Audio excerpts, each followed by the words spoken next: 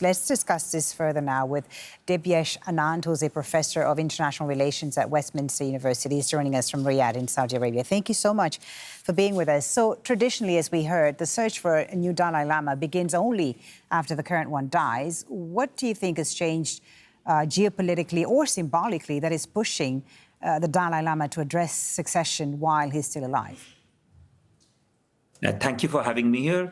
The key reason we have to remember is that the 14th Dalai Lama, that the present Dalai Lama, is a global icon and therefore not only a Tibetan leader or Tibetan religious leader. So the reason it's become very geopolitical now is because it has gone beyond China, beyond Tibet. It is connected to China-India relation, China's relation to the West, and that's mainly because China claims authority over Tibet. It also claims our authority over everything related to Tibet. And as your reporter pointed out very clearly, and we have to remember that the China's claim is based on the fact that there was some relation between empires, so emperors, and the Dalai Lamas. But the emperors were not Chinese. They were Manchu or Mongols. And the emperors were Tibetan Buddhists in practice. So it's a very odd situation where you have a communist party, a Han-dominated communist party that's claiming authority over the issues of. But to what extent do you think China's desire to control the reincarnation process is also driven by the need to assert state control over religious institutions? It is. Now, in many cases, not only in China, you have got states, even there's a secular states claiming authority and control. But in most cases, you have officers that will be sort of neutral.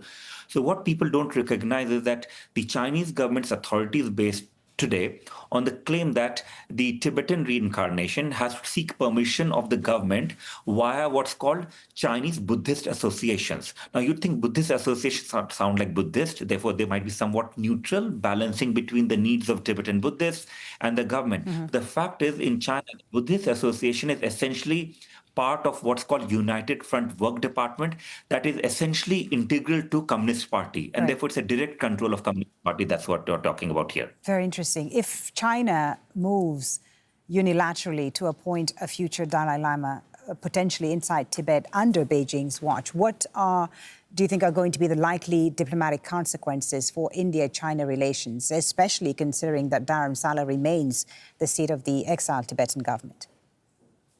It is. So it's a recipe for further confusion and further conflict between India and China, but also between China and the West, because it's highly unlikely that any Western government, Indian government or Japanese government or Taiwanese government is going to recognize China's choice. And it would also lead to instability inside Tibet, which China controls, because most Tibetans are likely to reject Beijing's choice of the Dalai Lama. Yeah, I was going to ask you about that. The Tibetans, how do they view the succession process and China's plans? Can a state-appointed Dalai Lama ever gain religious and moral legitimacy among Tibetans?